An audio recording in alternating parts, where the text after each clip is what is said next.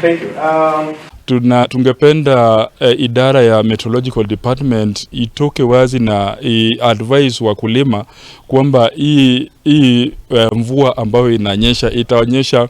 mpaka muda gani na inatuweza tusaidia kukuza mimea gani, kwa sababu sasa wakulima wanajitayarisha Lakini katika gatuzi la Vihiga na maybe zingine kidogo, watu lalama ni kwamba unapopatia mtu mbolea ya kilo 50 na yeye akona shamba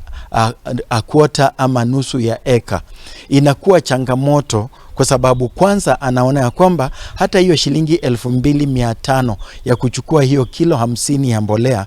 bado ni mingi kwake, kwa sababu hahitaji kile kiwango cha mbolea. Anahitaji pengine kilo 10, anahitaji pengine kilo 20, kilo 30. Kwa hivyo serikali inaweza fanya vema ikiwa tunapoendelea kwenda mbele, waweze wakaweka mbolea katika viwango ambavyo wananchi wanaweza kuvitumia. Kama mtu akona eka,